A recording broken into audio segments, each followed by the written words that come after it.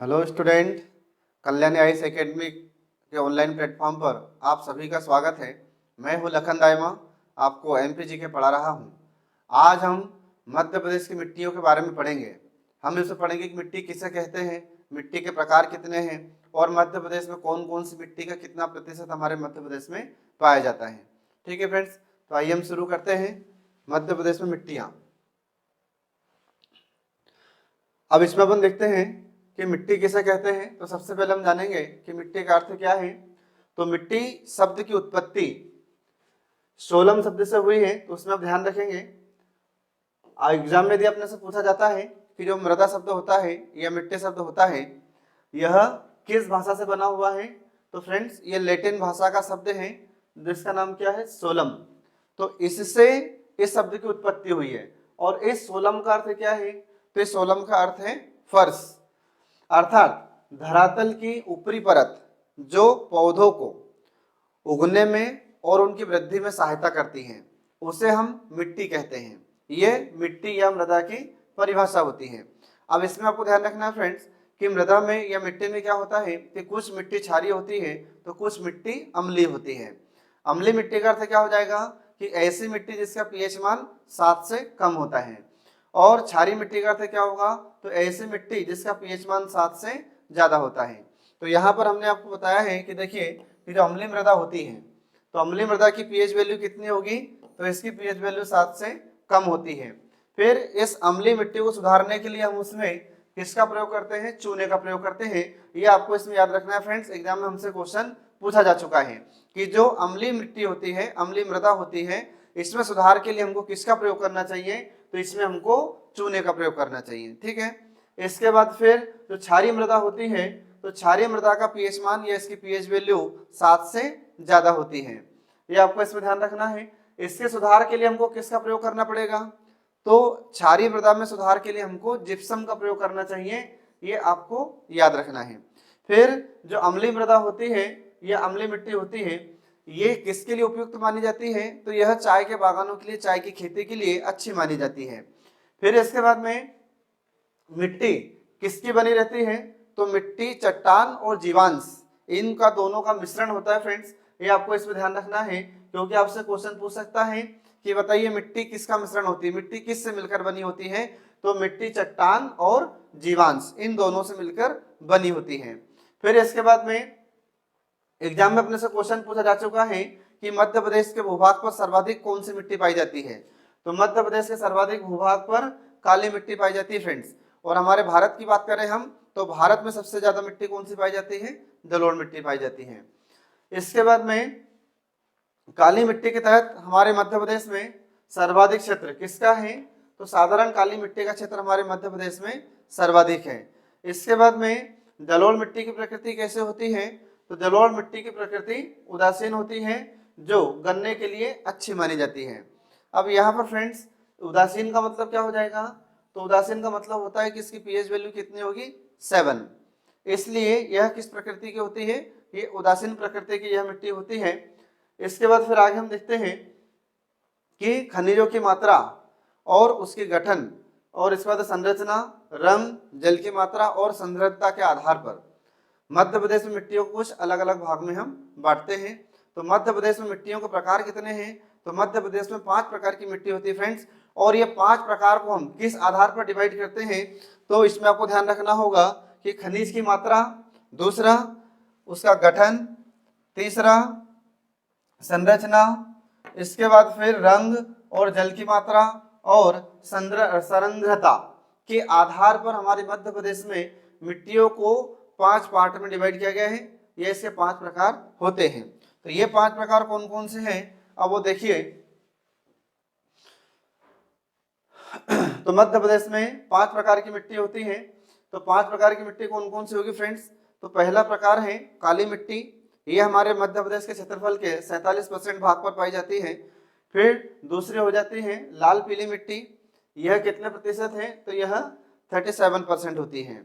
फिर इसके बाद में तीसरा प्रकार हो जाता है जलोढ़ मिट्टी का। जलोढ़ मिट्टी कितने प्रतिशत भाग पर पाई जाती है, तो ये 4% भाग पर होती है। और जो कछारी मिट्टी है तो ये 3% भाग पर होती है। और जो मिश्रित मिट्टी होती है यह 9% भाग पर होती है हमारे मध्य प्रदेश में। ये इसमें आपको ध्यान रखना है। अब हम इन सब के बारे में पढ़ेंगे कि काली मिट्टी का निर्माण कैसे होता है, इसमें कौन कौन से जीवाश्म की मात्रा होती है, इसके बाद में कौन कौन से इसमें तत्व होते हैं, ये सब हमको ध्यान रखना है। फिर इसके बाद में लाल पीली मिट्टी का निर्माण कैसे होगा हमारे मध्य प्रदेश में, किधर किधर कौन कौन से जिले में पाई जाती है। जलोढ़ मिट्टी, इसका निर्माण कैसे होता है। इसके बाद में मध्य प्रदेश में कौन कौन से इसके क्षेत्र हैं, ये सब हम आगे पढ़ रहे हैं अभी। तो इसमें हम देखते हैं, देखिए जरा, अब इनका एक बार आप क्षेत्र देख लीजिए कि मध्य प्रदेश में ये मिट्टी किधर किधर होती है। जैसे काली मिट्टी किधर होती है, लाल पीली मिट्टी किधर होती है, जलोढ़ मिट्टी किधर होती है, कछारी मिट्टी किधर होती है, मिश्रित मिट्टी किधर होती है, ये सब मैं आपको एक बार मैप में दिखा देता हूँ। यहाँ पर देखिए आप, ये मैप आप देख रहे हैं, ठीक है। ये हमारे मध्य प्रदेश के मैप में जिधर जिधर जो मिट्टी पाई गई है उसको हमने दर्शाया है। तो यहाँ पर आप देखिए, जैसे ये हम देखते हैं सबसे ज्यादा जो मिट्टी पाई जाती है हमारे मध्य प्रदेश में, तो सबसे ज्यादा कौन सी मिट्टी पाई जाती है, सबसे ज्यादा हमारे मध्य प्रदेश में काली मिट्टी पाई जाती है। अब काली मिट्टी भी 3 प्रकार की हो जाती है, साधारण काली मिट्टी, गहरी काली मिट्टी और छिछली काली मिट्टी। ये 3 प्रकार होते हैं काली मिट्टी के फ्रेंड्स। तो हमारे मध्य प्रदेश के क्षेत्रफल में अपन देखते हैं कि सबसे ज्यादा जो मिट्टी पाई जाती है वो कौन सी मिट्टी होगी, ये काली मिट्टी होती है। तो काली मिट्टी के 3 प्रकार हमने आपको बताए हैं। तो यहाँ से लेकर यहाँ तक ये जो पूरा क्षेत्र है, ये सब किसका क्षेत्र है, ये सब काली मिट्टी का क्षेत्र है, ठीक है। फिर काली मिट्टी के 3 प्रकार हमने बताया आपको, जो आपको याद रखना है। फिर इसके बाद अपन देखते हैं जलोढ़ मिट्टी। जलोढ़ मिट्टी हमारे मध्य प्रदेश के कौन से क्षेत्र में होती है, हमारे जो मध्य भारत का पठार है, जिसमें इधर अपन ऊपर देखते हैं, इसमें अपना भिंड, मुरैना, ग्वालियर, शिवपुरी वाला क्षेत्र है, श्योपुर वाला क्षेत्र है। तो यहाँ पर ये कछारी मिट्टी, जलोढ़ मिट्टी और कछारी मिट्टी पाई जाती है। फिर इसके बाद में फिर आगे अपन देखते हैं कि लाल पीली मिट्टी। तो लाल पीली मिट्टी हमारे मध्य प्रदेश का जो बुंदेलखंड क्षेत्र होता है, यहाँ पर लाल पीली मिट्टी पाई जाती है। फिर मिश्रित मिट्टी, तो मिश्रित मिट्टी में लाल भी है, काली भी है, पीली भी है, ये तीनों प्रकार की मिट्टी होती है, उसको मिलाकर हम कहते हैं मिश्रित मिट्टी। अब एक और फ्रेंड्स आपको यहाँ पर दिखाई दे रहा है, ये है लेटराइट मिट्टी। तो हमारे भारतीय मृदा सर्वेक्षण विभाग के अनुसार हमारे मध्य प्रदेश में लेटराइट मिट्टी की भी जांच की गई है। तो मध्य प्रदेश के कौन से हिस्सों में, तो मध्य प्रदेश का बालाघाट और छिंदवाड़ा क्षेत्र में ये लेटराइट मिट्टी की जानकारी दी गई है, जो आप याद रखेंगे। फिर इसके बाद इसी लेटराइट मिट्टी का कुछ भाग हमारे मध्य प्रदेश का जो बैतूल जिला आता है, बैतूल जिले में भी इसकी जानकारी दी गई है, ठीक है फ्रेंड्स। आगे बढ़ते हैं, ठीक है। आगे हम शुरू करते हैं काली मिट्टी। अब काली मिट्टी के और अन्य नाम कौन कौन से फ्रेंड्स, तो इसको हम रेगड़ मिट्टी के नाम से, और इसके बाद में रेगुर मिट्टी के नाम से, और अन्य नामों से हम इसको जानते हैं। तो इसके नाम देखिए जरा, तो ये रेगड़ मिट्टी भी कहते हैं काली मिट्टी को, इसके बाद में रेगुर भी कहते हैं, करेल भी कहते हैं, चेरनोजम और कपास, इतने नामों से हम काली मिट्टी को जानते हैं। तो काली मिट्टी को कपास मिट्टी इसलिए कहा जाता है क्योंकि इसमें कपास का उत्पादन अधिक होता है। आगे हम देखते हैं कि इसमें कौन कौन से खनिज तत्व होते हैं और कौन कौन से ज्यादा होते हैं, कौन कौन से कम होते हैं। तो यहाँ पर अपन देखते हैं फॉस्फेट, जैव पदार्थ, इसके बाद में नाइट्रोजन, इनकी कमी होती है इस काली मिट्टी में। और अधिकता किसकी किसकी होती है फ्रेंड्स, तो इसमें अपन देखते हैं कि ज्यादा मात्रा में इसमें आयरन, चूना, एल्यूमिनियम और मैग्नीशियम, इन खनिज पदार्थों की मात्रा इसमें ज्यादा होती है। इसके बाद फिर इसका रंग काला क्यों होता है, ये हमसे एग्जाम में क्वेश्चन पूछा जा चुका है, आप इसको कॉपी में नोट कर लीजिए कि इसका काला रंग क्यों होता है काली मिट्टी का। तो काली मिट्टी का रंग काला टिटेनिफेरस, मैग्नेटाइट और जीवांश की मात्रा के कारण इसका रंग काला होता है। फिर इसके बाद में इसका निर्माण कैसे होता है, तो इसका निर्माण ज्वालामुखी के लावा के जमने से होता है। और किस काल में इसका निर्माण हुआ है, तो क्रिटेशियस काल में इस काली मिट्टी का निर्माण होता है, ये हमको ध्यान रखना है। तो आपने पढ़ा होगा या सुना होगा या देखा होगा कभी कि जब ज्वालामुखी का लावा फटता है, जब ज्वालामुखी से लावा निकलता है और वह लावा ऐसे जमीन पर बहता है, फिर कुछ समय के बाद वह लावा जम जाता है और जमने के बाद बेसाल्ट की चट्टानों का निर्माण होता है और उसी बेसाल्ट की चट्टान के टूटने फूटने से काली मिट्टी का निर्माण होता है। तो हमारे मध्य प्रदेश में काली मिट्टी का निर्माण भी ऐसे हुआ है। फिर इसमें अपन देखते हैं काली मिट्टी में जल धारण की क्षमता अधिक होती है, ये हमसे एग्जाम में पूछा गया क्वेश्चन है कि सर्वाधिक जल धारण की क्षमता किस मिट्टी में होती है, तो ये काली मिट्टी में होती है। इसके बाद फिर यह मिट्टी गीली होने पर चिपचिपी हो जाती है और सूखने पर बहुत कठोर हो जाती है, ये आपको इसमें ध्यान रखना है। और यह किस प्रकृति की मिट्टी होती है फ्रेंड्स, तो यह क्षारीय प्रकृति की मिट्टी होती है। मतलब इसका पीएच मान, इसकी पीएच वैल्यू कितनी होती है, तो इसकी पीएच वैल्यू 7 से ज्यादा होगी। तो इसकी पीएच वैल्यू 7.2 से 8.5 इसकी पीएच वैल्यू होती है, ये आपको याद रखना है। और यह कपास के लिए सर्वाधिक उपयुक्त होती है और गेहूं और सोयाबीन के लिए। तो इसमें 3 फसलों का उत्पादन ज्यादा होता है, गेहूं का, कपास का, सोयाबीन का और गन्ने का भी होता है वैसे ज्यादा। तो इसमें आपको ध्यान रखना है। तो इनके लिए सर्वाधिक उपयुक्त मिट्टी है ये, इन फसलों के लिए, जो नाम मैंने आपको भी बताया है। इसके बाद में यह एक ऐसी मिट्टी होती है जो सूखने पर इसमें दरार होती है, इसके लिए इसे हम स्वतः जुताई मिट्टी के नाम से भी जानते हैं। तो एग्जाम में आपसे क्वेश्चन यदि पूछा जाए कि बताइए जो काली मिट्टी होती है इसको स्वतः जुताई मिट्टी क्यों कहते हैं, तो इसको स्वतः जुताई मिट्टी इसलिए कहते हैं क्योंकि जब सूखती है तो सूखने के बाद में इसमें दरार हो जाती है, इसलिए इसको स्वतः जुताई मिट्टी के नाम से भी हम जानते हैं। आगे बढ़ते हैं। फिर इसमें अपन देखते हैं कि इस मिट्टी में हमको लंबे समय तक सिंचाई की आवश्यकता नहीं होती, क्योंकि इसमें जल धारण की क्षमता ज्यादा होती है, और जल धारण की क्षमता ज्यादा होगी तो इसमें लंबे समय तक पानी की आवश्यकता नहीं होती है। तो इसमें आपको ध्यान रखना है। फिर इस प्रकार हम देखते हैं कि यह मिट्टी सबसे अधिक हमारे मध्य प्रदेश में 47% भाग में पाई जाती है। तो इसमें आपको ध्यान रखना है। तो आपसे यदि क्वेश्चन पूछा जाता है कि बताइए हमारे मध्य प्रदेश में सबसे ज्यादा कौन सी मिट्टी होती है, तो काली मिट्टी होती है। और इस काली मिट्टी का प्रतिशत हमारे मध्य प्रदेश में कितना है, तो हमारे मध्य प्रदेश के क्षेत्रफल का 47% भाग ये काली मिट्टी होती है, ये आपको इसमें ध्यान रखना है। और ये काली मिट्टी हमारे मध्य प्रदेश के कौन कौन से क्षेत्रों में होगी, तो पहले आपको याद रखना है मालवा का पठार, फिर इसके बाद दूसरा है नर्मदा सोनघाटी क्षेत्र और सतपुड़ा मैकाल पर्वत श्रेणी वाला हिस्सा, इन क्षेत्रों में ये काली मिट्टी पाई जाती है। इसके बाद अपन देखते हैं कि हमारे मध्य प्रदेश का जो मालवा मतलब पश्चिमी क्षेत्र है, मध्य प्रदेश के पश्चिमी भाग में यह काली मिट्टी ज्यादा पाई जाती है, क्योंकि ये जो क्षेत्र है हमारा मध्य प्रदेश का पश्चिमी क्षेत्र, यह दक्कन के पठार से मिलता है, ध्यान रखेंगे आप। अब काली मिट्टी के भी 3 प्रकार हो जाते हैं।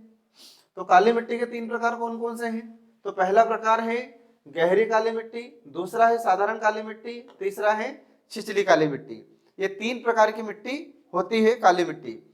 जो गहरी काली मिट्टी है ये हमारे मध्य प्रदेश के क्षेत्रफल का 3.5% है, और साधारण काली मिट्टी 37% होती है, और छिछली काली मिट्टी 7.1% होती है।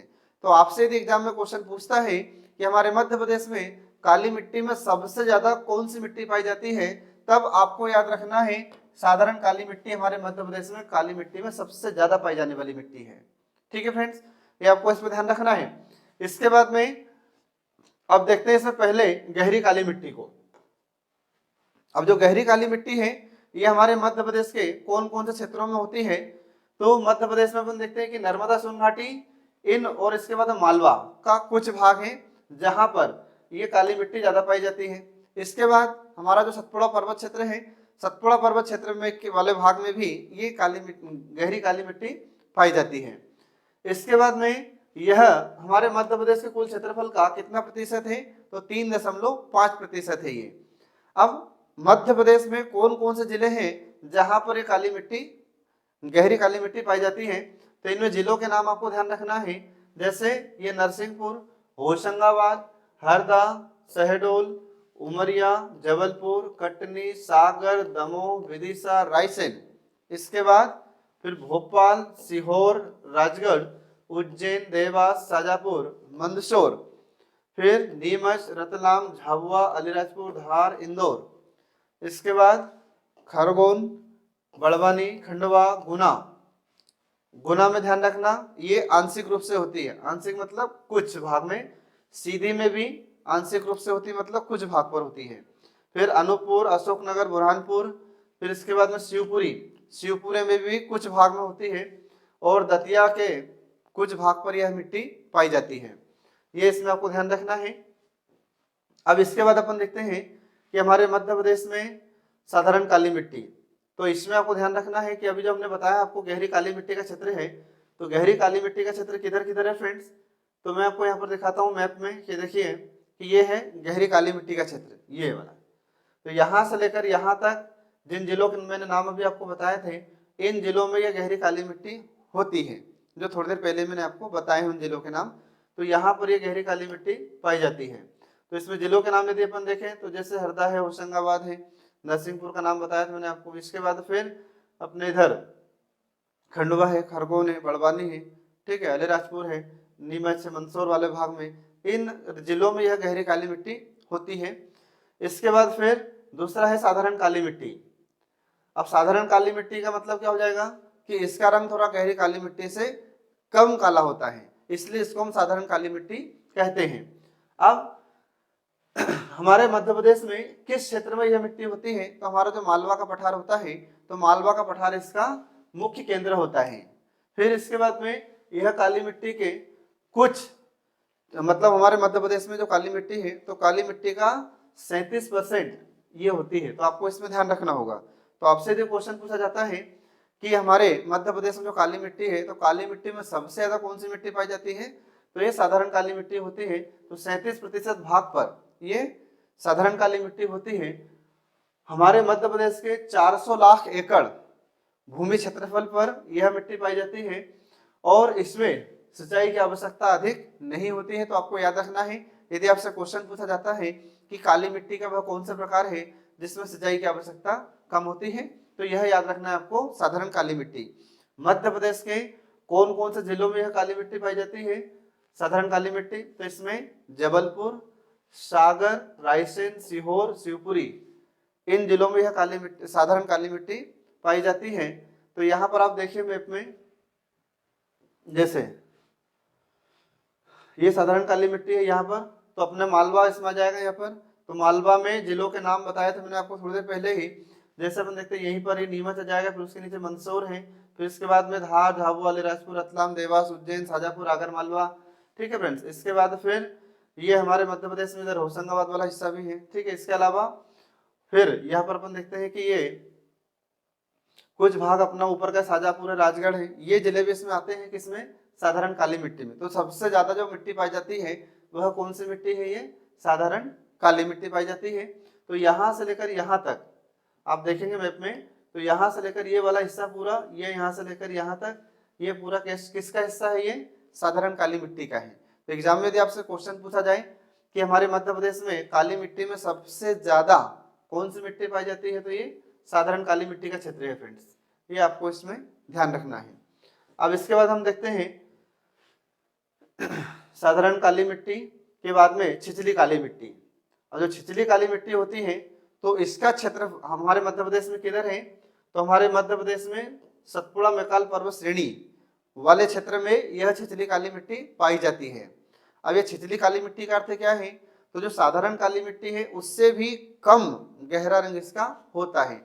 सबसे ज्यादा गहरा रंग होता है काली मिट्टी का, तो वह गहरी काली मिट्टी हो गई। उससे कम काला रंग होता है तो वह साधारण काली मिट्टी होगी। अब इससे भी और कम काला रंग होगा मिट्टी का, तो वह छिछली काली मिट्टी हो जाती है। तो यह छिछली काली मिट्टी हमारे मध्य प्रदेश के सतपुड़ा मैकाल पर्वत श्रेणी वाले हिस्से में पाई जाती है। तो कहाँ कहाँ पर, तो बैतूल, छिंदवाड़ा, सिवनी, इन जिलों में यह छिछली काली मिट्टी पाई जाती है। और यह मध्य प्रदेश के क्षेत्रफल के 7.1% हिस्से पर भाग पर यह छिछली काली मिट्टी पाई जाती है। इसके बाद में इसके अंतर्गत हमारे मध्य प्रदेश का कितना क्षेत्र आता है, तो 57 लाख एकड़ भूमि का क्षेत्र इस मिट्टी के अंतर्गत आता है, ये आपको इसमें ध्यान रखना है। अब इसके अंतर्गत जिलों के नाम, तो ये छिंदवाड़ा, बैतूल, सिवनी, ये जिले हैं जहां पर ये छिछली काली मिट्टी पाई जाती है। अब मैं आपको देखो मैप में बताता हूँ छिछली काली मिट्टी का क्षेत्र किधर है। तो यहाँ पर आप मैप में देख रहे हैं फ्रेंड्स, ये हमारी छिछली काली मिट्टी का क्षेत्र, यहाँ से लेकर ये क्षेत्र है जिसमें छिंदवाड़ा, सिवनी और इसके बाद बैतूल, ये हिस्सा इसमें आता है छिछली काली मिट्टी में। तो आपसे एग्जाम में यदि क्वेश्चन पूछा जाता है कि छिछली काली मिट्टी मध्य प्रदेश के किन किन जिलों में होती है, तो ये आपको याद रखना है फ्रेंड्स। इधर जो हमारे मध्य प्रदेश का दक्षिणी भाग है, तो मध्य प्रदेश के दक्षिणी भाग में ये छिछली काली मिट्टी होती है, ठीक है। आगे बढ़ते हैं। फिर अगला मिट्टी का प्रकार होता है लाल पीली मिट्टी। अब लाल पीली मिट्टी, इसका निर्माण कैसे होता है? तो इसके निर्माण में अपन देखते हैं कि आर्कियन और धारवाड़ गोंडवाना युग की सेलों या चट्टानों से इस मिट्टी का निर्माण हुआ है। कौन सी मिट्टी का? लाल पीली मिट्टी का। इसके बाद में फिर हमारे मध्य प्रदेश का जो भाग है पूरा, ये किसका हिस्सा है? गोंडवाना लैंड का एक भाग है। तो गोंडवाना सेल समूह या जो जलवायु में परिवर्तन होता है और जो कायांतरी चट्टानों में परिवर्तन होता है, उसी से इन सेलों का निर्माण होता है। तो अपने से यदि क्वेश्चन पूछा जाता है कि जो लाल पीली मिट्टी होती है इसका निर्माण कैसे होगा, तो जलवायु में परिवर्तन हो और जलवायु में परिवर्तन के साथ साथ जो कायांतरी चट्टानें होती है उनके विघटन होने से इस मिट्टी का निर्माण होता है। कौन सी मिट्टी का? लाल पीली मिट्टी का निर्माण होता है। फिर अपने से क्वेश्चन पूछेगा कि ये मध्य प्रदेश के किस हिस्से पर यह मिट्टी पाई जाती है? तो मध्य प्रदेश में अपन देखते हैं कि पूर्वी भाग है हमारा बघेलखंड। तो मध्य प्रदेश का जो पूर्वी भाग मतलब बघेलखंड है, इस भाग में यह लाल पीली मिट्टी पाई जाती है। अब मैं आपको मैप में दिखाता हूं। पहले देखिए कि इसका किधर भाग है। तो यहाँ पर देखिए आप ये भाग देख रहे हैं आप अपने मध्य प्रदेश का, इधर ये पूर्वी भाग है हमारे मध्य प्रदेश का, यहाँ से लेकर पूरा ये जो बघेलखंड क्षेत्र होता है, तो इस बघेलखंड क्षेत्र में यह मिट्टी पाई जाती है। कौन सी मिट्टी? ये लाल पीली मिट्टी। अब इसके अंतर्गत यदि अपन देखें जिले, तो जिले बहुत सारे आते हैं फ्रेंड्स, यही से अपन शुरू हो जाते हैं। तो जैसे इसमें इधर आ जाएगा ये पन्ना का भाग है, सतना है, रीवा है, इसके बाद में इधर ये सीधी सिंगरौली, ठीक है। इसके बाद फिर अपन नीचे आ जाते हैं तो इसमें डिंडोरी आ जाएगा, मंडला आ जाएगा, फिर अनूपपुर आ जाएगा, शहडोल आ जाएगा, उमरिया आ जाएगा। इन जिलों में यह लाल पीली मिट्टी पाई जाती है। तो यहाँ से लेकर यहाँ तक ये क्षेत्र पर लाल पीली मिट्टी पाई जाती है फ्रेंड्स। तो इसमें आपको ध्यान रखना है। आगे देखिए इसमें लाल पीली मिट्टी को। अब फ्रेंड्स लाल पीली मिट्टी का निर्माण कैसे होता है ये आपको ध्यान रखना है, और किस किस काल में इस मिट्टी का निर्माण हुआ है तो ये आपको इसमें ध्यान रखना है। तो पहले हम इसमें जानते हैं कि इसका निर्माण आर्कियन, धारवाड़ और गोंडवाना युग की चट्टानों का जब निर्माण हुआ था तो उसी समय लाल पीली मिट्टी का निर्माण हुआ था। फिर गोंडवाना सेल समूह या जलवायु में परिवर्तन होने के कारण जो कायांतरी चट्टानें होती हैं या रूपांतरी चट्टानें होती हैं, उनका जब विघटन होता है तो उनके विघटन से इस लाल पीली मिट्टी का निर्माण होता है। ये इसमें आपको ध्यान रखना है। फिर हमारे मध्य प्रदेश के किन किन भागों में यह मिट्टी पाई जाती है? तो यह मिट्टी हमारे मध्य प्रदेश के पूर्वी भाग मतलब जो हमारा बघेलखंड है उस क्षेत्र में इस मिट्टी का निर्माण होता है।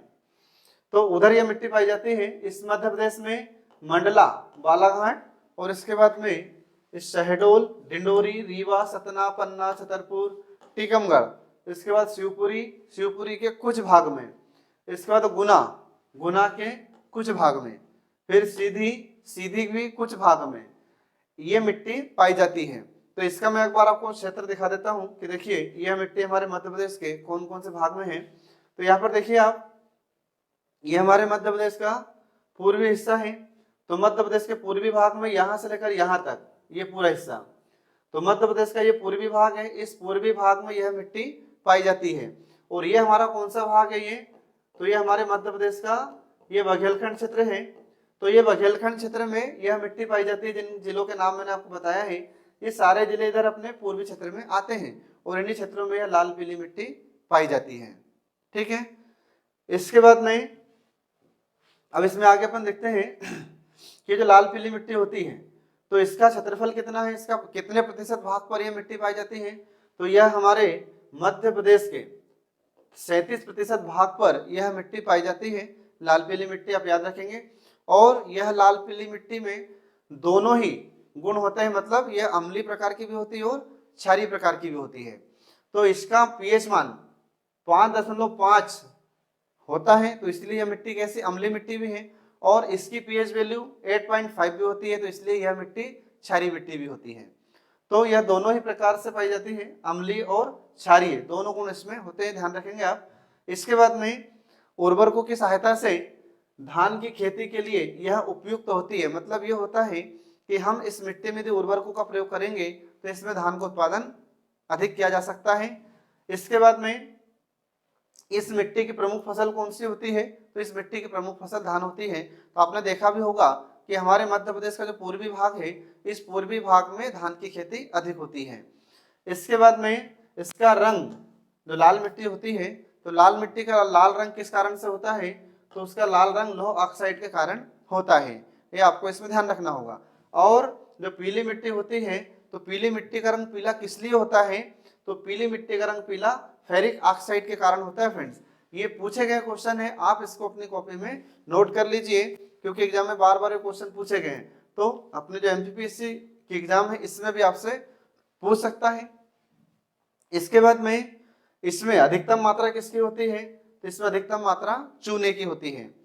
और इसमें किसकी कमी होती है, तो इसमें ह्यूमस मतलब जैव पदार्थ, और इसके बाद नाइट्रोजन, ये दो तत्व होते हैं जिसकी कमी इस मिट्टी में पाई जाती है। तो आपसे क्वेश्चन कैसे पूछेगा, आपसे क्वेश्चन पूछा जाएगा कि इस लाल पीली मिट्टी में ज्यादा कौन सा तत्व पाया जाता है, तो इसमें ज्यादा मात्रा में ये चूना होता है।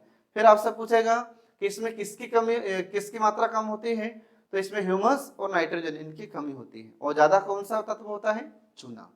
ठीक है, आगे बढ़ते हैं। आगे आ जाता है जलोढ़ मिट्टी। अब इसमें अपन देखते हैं कि जलोढ़ मिट्टी को जलोढ़ मिट्टी क्यों कहते हैं।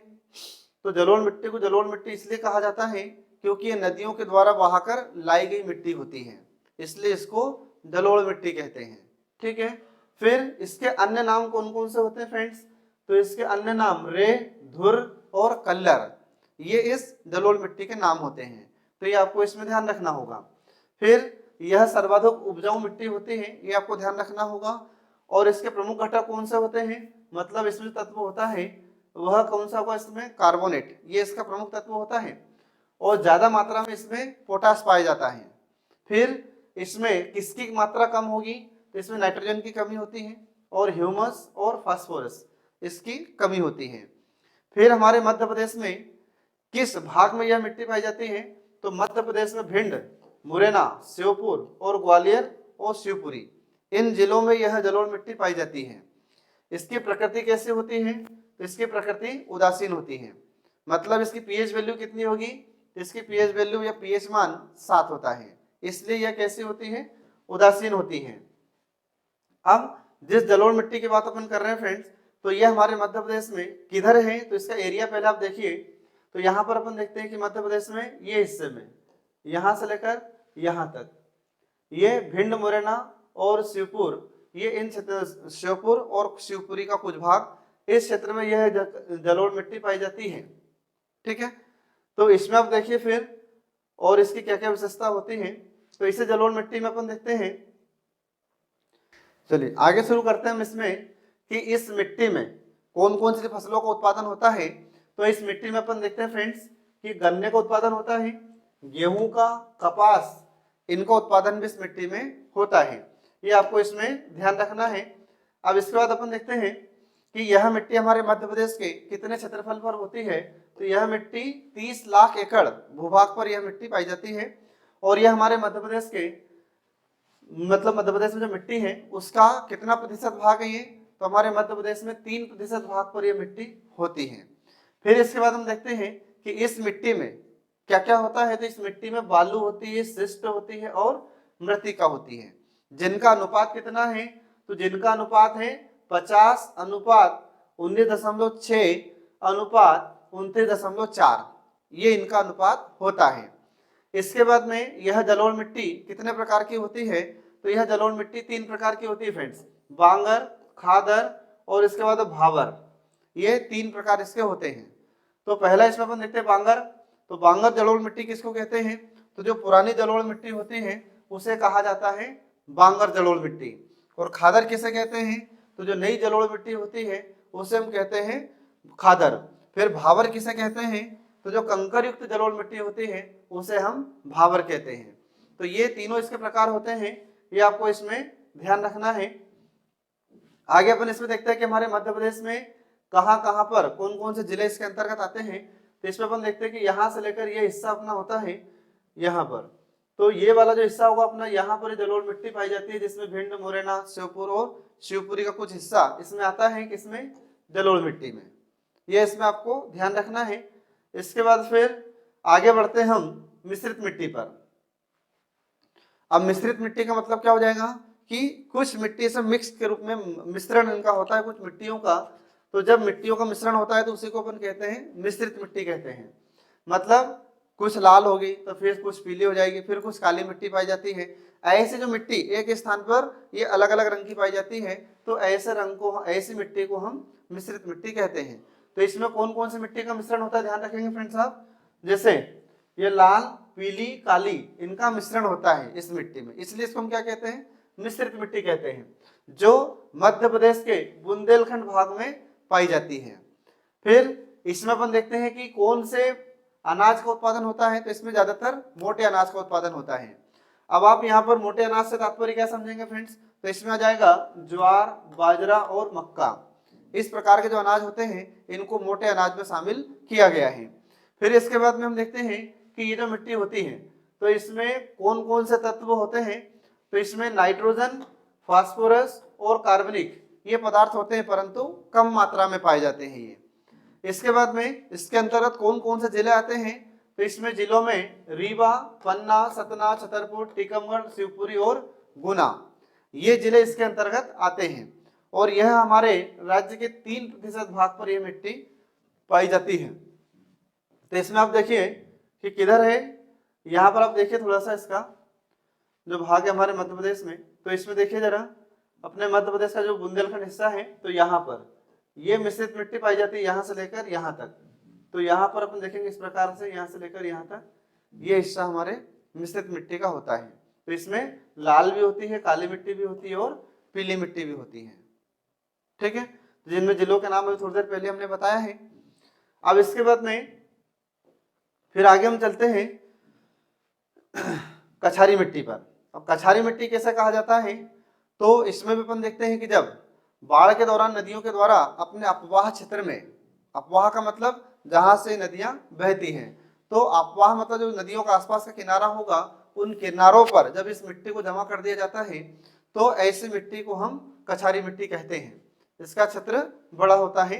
अब इसमें अपन देखते हैं कि यह कछारी मिट्टी हमारे मध्य प्रदेश के कौन कौन से जिलों में होती है, तो ये भिंड में, मुरैना में, श्योपुर और ग्वालियर, इन जिलों में यह मिट्टी पाई जाती है। तो इसमें अपन देखते हैं जैसे मैप में देखें तो जहां पर जलोढ़ मिट्टी होती है उसी क्षेत्र में ये कछारी मिट्टी भी पाई जाती है। तो कछारी मिट्टी का क्षेत्र भी यही होता है, भिंड, मुरैना, ग्वालियर और हमारा श्योपुर, इन जिलों में यह कछारी मिट्टी पाई जाती है। ठीक है, और इसी क्षेत्र में जलोढ़ मिट्टी भी पाई जाती है। इसके बाद में फिर आगे हम देखते हैं कि इसमें कौन कौन से फसलों का उत्पादन होता है, तो इसमें गेहूं, गन्ना और कपास, ये फसलों का उत्पादन इसमें किया जाता है। और इसी क्षेत्र में अपन देखते हैं कि सरसों की खेती भी की जाती है। तो आपने सुना होगा कि हमारे मध्य प्रदेश में ज्यादा सरसों का उत्पादन कहाँ पर होता है, किस क्षेत्र में होता है, तो मध्य प्रदेश के भिंड और मुरैना, इन जिलों में ज्यादा सरसों का उत्पादन होता है। ये आप इसमें याद रखेंगे। अब इसके बाद हम देखते हैं फ्रेंड्स कि अगले जाती है लेटराइट मिट्टी। तो भारतीय मृदा सर्वेक्षण विभाग के अनुसार हमारे मध्य प्रदेश में लेटराइट मिट्टी के बारे में भी जानकारी दी गई है, तो इसको भी थोड़ा सा पढ़ना जरूरी है आपको। तो यहाँ पर अपन देखते हैं कि लेटराइट मिट्टी होती है, इस लेटराइट मिट्टी को अन्य कौन कौन से नाम से अपन जानते हैं, तो लाल बलुई मिट्टी के नाम से भी हम जानते हैं, और कुछ स्थानों पर इसे भाटा के नाम से भी जानते हैं। किसको, लेटराइट मिट्टी को। अब इसका निर्माण कैसे होता है, तो इसमें आपको ध्यान रखना होगा कि जहाँ शुष्क और अधिक वर्षा बारी बारी से होती है और लेटराइट चट्टानों के टूट फूट से इस मिट्टी का निर्माण होगा। मतलब क्या हुआ फ्रेंड्स कि इस मिट्टी का निर्माण किस क्षेत्र में होगा, तो जहां पर अपन देखते हैं कि शुष्क क्षेत्र होगा, मतलब सूखा क्षेत्र होता है, और जहां पर अधिक वर्षा होती है। तो ऐसे क्षेत्रों में जब ये बारी बारी से होते हैं, मतलब पहले सूखा होगा, फिर वर्षा होगी, फिर सूखा होगा, फिर वर्षा होगी, तो ऐसे क्षेत्रों में हम देखते हैं कि ये लेटराइट मिट्टी का निर्माण होता है। अब हमारे मध्य प्रदेश में कहाँ कहाँ पर है ये, तो मध्य प्रदेश में अपन देखते हैं कि बालाघाट कुछ भाग, और इसके बाद सिवनी का कुछ भाग, और कुछ अपना छिंदवाड़ा का, और हमारे मध्य प्रदेश में बैतूल का कुछ भाग, इन क्षेत्रों में यह लेटराइट मिट्टी पाई गई है। अब ये जो लेटराइट मिट्टी होगी तो इसमें किसकी अधिकता होती है, इससे पहले आप देखिए कि मध्य प्रदेश में जो बैतूल जिला है हमारा, तो बैतूल जिले के भैंसदेही एक छोटी जगह है, तो यहाँ पर अपन देखते हैं कि लेटराइट मिट्टी पाई गई है। और मध्य प्रदेश के जिले में जैसे छिंदवाड़ा में और सिवनी में और कुछ बालाघाट में भी यह लेटराइट मिट्टी पाई गई है। इसमें अधिकता किसकी होती है? तो इसमें पोटास और लौह ऑक्साइड, एल्यूमिनियम और चूना इसकी मात्रा पाई जाती है। फिर इसका रंग कैसा होता है? तो इसका लाल और थोड़ा जंग के रंग जैसा इसका होता है रंग। तो लाल मतलब पूरा लाल नहीं होता है, जैसे जंग होता है तो जंग के जैसा इसका कलर होता है लेटराइट मिट्टी का। इसमें कौन कौन से फसलों का उत्पादन होता है? तो यह लेटराइट मिट्टी चाय और कॉफी की फसल के लिए अच्छी मिट्टी होती है। फिर मध्य प्रदेश का जो बैतूल जिला है, तो बैतूल जिले में एक गांव है जिसका नाम है कुकरू, जिसकी तहसील क्या है? भैंसदेही, और जिला कौन सा है? बैतूल। यहाँ पर 110 हेक्टेयर में कॉफी का उत्पादन किया जाता है। हमारे मध्य प्रदेश का ऐसा जिला है बैतूल जिला जहाँ पर कॉफी का उत्पादन होता है, तो उसको ध्यान रखेंगे आप। और ये कॉफी के उत्पादन का श्रेय किस व्यक्ति को जाता है? तो ब्रिटेन के एक नागरिक थे जिसका नाम है सेंट विल्फोर्ड, इनको यह श्रेय दिया जाता है। इनके माध्यम से यहाँ पर यह कॉफी की खेती शुरू की गई थी। तो यहाँ पर अभी भी इसका उत्पादन होता है फ्रेंड्स, तो इसमें ध्यान रखेंगे। आगे बढ़ते हैं, मृदा अपर्दन। अब मृदा अपर्दन क्या होता है? तो मृदा अपर्दन का सीधा सा मतलब हो जाता है कि मिट्टी का कटकर बहना। अब ये मिट्टी हवा के द्वारा भी कटकर बहती है और जल के द्वारा भी कटकर बहती है। तो जब मिट्टी या तो हवा के द्वारा कटकर बहे या जल के द्वारा कटकर बहती है तो उसे हम कहते हैं मृदा अपर्दन। अब इस मृदा अपर्दन की समस्या हमारे मध्य प्रदेश के कुछ भागों में देखी गई है। तो इसमें अपन देखते हैं कि जब मिट्टी का अपर्दन होता है, मृदा का अपर्दन होता है, एक जगह से कटकर दूसरी जगह जाकर जमा होती है, तो इसमें बड़े बड़े गड्ढे होने लगते हैं। ठीक है, मृदा अपर्दन में। तो ये हमारे मध्य प्रदेश में कृषि भूमि की सबसे बड़ी समस्या उत्पन्न हो गई है ये मृदा अपर्दन की, तो उसमें ध्यान रखेंगे। और यह मृदा अपर्दन मध्य प्रदेश के किन क्षेत्रों में ज्यादा होता है? तो ये मध्य प्रदेश में जो चंबल नदी है, चंबल नदी के आसपास के क्षेत्रों में सबसे बड़ी समस्या है ये मृदा अपर्दन की। चंबल नदी के किनारों पर अपन देखते हैं कि बड़े बड़े खड्डे मतलब नाले जैसे आकृति बन चुकी है। किसके कारण? मृदा अपर्दन के कारण। अब जो बड़े बड़े गड्ढे हो गए हैं तो इसी को क्या नाम दिया गया है? तो इसी को गली नाम दिया गया है। फिर जब मिट्टी का अपक्षरण होता है या कटकर बहती है, गड्ढे होते हैं, तो इसको हम रेंगती हुई मृत्यु भी कहते हैं। ये हमारे एमपीपीएससी में पूछा गया क्वेश्चन है कि रेंगती हुई मृत्यु का अर्थ क्या है? तो आप इसको अपनी कॉपी में नोट कर लीजिएगा कि जब मिट्टी खत्म होती है मतलब मिट्टी कटती है, नाले पड़ते हैं, गड्ढे होते हैं, तो इसको कहा जाता है रेंगती हुई मृत्यु। इसके बाद में जब ज्यादा तेज बारिश होती है, तो ज्यादा तेज बारिश होने से भी क्या होता है कि मिट्टी तेज कटती है, और जब मिट्टी तेज कटेगी जिसके कारण गहरा गड्ढा होने लगता है, तो इसी को हम अवनालिका अपर्दन के नाम से जानते हैं। तो ये अवनालिका अपर्दन भी अपने से क्वेश्चन पूछा गया है, तो इसको आप याद रखेंगे। फिर इसके बाद में आगे अपन देखते हैं कि यह अपर्दन, मिट्टी का अपर्दन होता कैसे है? तो दो प्रकार से होगा, जो थोड़ी देर पहले मैंने आपको बताया है। एक तो जल के द्वारा और दूसरा वायु के द्वारा, ये दो प्रकार से होता है। आगे बढ़ते हैं, फिर ये मिट्टी के अपर्दन को या मृदा अपर्दन को कैसे रोका जाए, इसके उपाय क्या हैं? तो मृदा अपर्दन को रोकने कुछ उपाय हैं। जैसे पहला है कि चारागाहों का विकास किया जाए। तो चारागाह मतलब तो बड़े बड़े घास के मैदान तैयार किए जाए, उनका विकास किया जाए, तो मिट्टी कटना कम हो सकती है। फिर इसके बाद में बहते जल की गति का नियंत्रण किया जाए, तो जो तेज गति से जल बहता है उसको रोका जाए किसी प्रकार से। फिर वृक्षारोपण को बढ़ावा दिया जाए, तो जब ज्यादा वृक्ष होंगे तो मिट्टी ऑटोमेटिक कटना नियंत्रित हो जाती है या कटना कम हो जाती है।